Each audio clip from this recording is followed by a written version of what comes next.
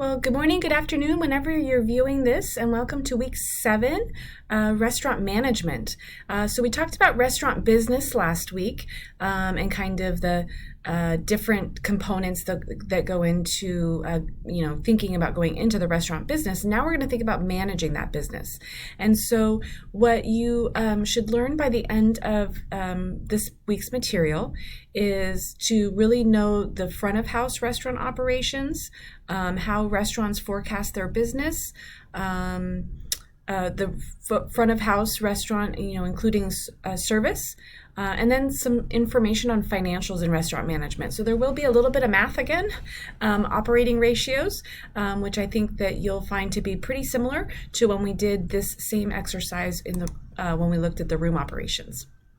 So I did include for front of house kind of a blog that I found on how to be a good server. Obviously dependent upon where you are working, different companies, different management companies will have different standards. And so I found this one that seems to be pretty basic and not proprietary in any way.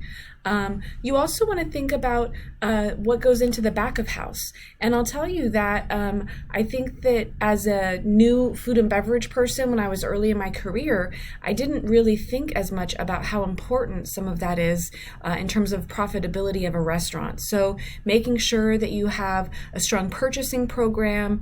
You see the acronym there, FIFO, first in, first out, super important. As well as making sure that the training is happening, because a lot of spoilage, a lot of waste can happen if your culinary team is not properly trained, if your stewarding team is not properly trained, or they're not using the right chemical titration. That could really jeopardize health as well as your restaurant success. When you want to think about forecasting, you want to look at it in a couple of different ways. There's looking at the covers, or the number of guests that you serve, the average check that you would expect, and the total sale, which is the total sales divided by the number of covers.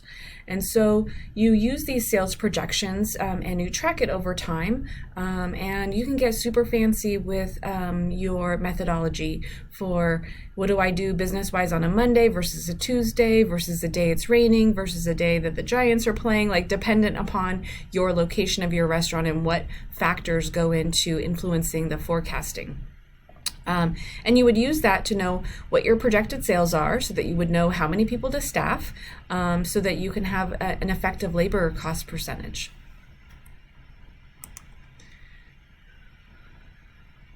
So when we look at some basic ratios, I'll tell you that the ones that I use the most is food cost, right? It's cost divided by sales. So what it cost you to purchase all of that food versus, what were the sales that you yielded from those particular ingredient items. And so food cost norm is going to be anywhere between 28 and 32%. And there's a couple different factors that go into that. Labor cost, skipping down, is another really popular one with the exact same ratio, right? Cost divided by sales. And you kind of have different levels of service there with the 16 to 18%, 22 to 26%, or 30 to 35%, dependent upon your style. I did include also contribution margin, prime cost as well. Those ones are not used for me personally as often. And then beverage cost at the end, which is very similar to food cost. And an average cost there would be 18 to 24%.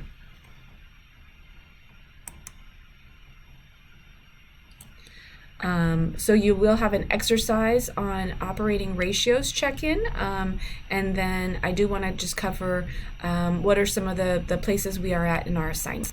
So after reviewing the material for this week, I do have the operating ratios check-in. I have the assignment Build Your Own Restaurant 2, which is going to allow you to determine the food cost from some of the menu items that you submitted to me in the Build Your Own Restaurant 1 last week, or that you're finishing up, because I think it's due on February 24th. And then the beverage presentation ask and answer discussion is nearly close to be completed, and I'll be adding to that as I get a few more submissions, but I had some really great presentations submitted to me that I can't wait to share with you. And then some future looking out assignments, the food and beverage assignment and the mind map assignment, I've introduced in previous weeks to give you a little bit of time in case you have questions to ask, but I am looking forward to seeing those in the month of March. So I wish you a great week ahead, and if you need anything, please don't hesitate to reach out. Thank you.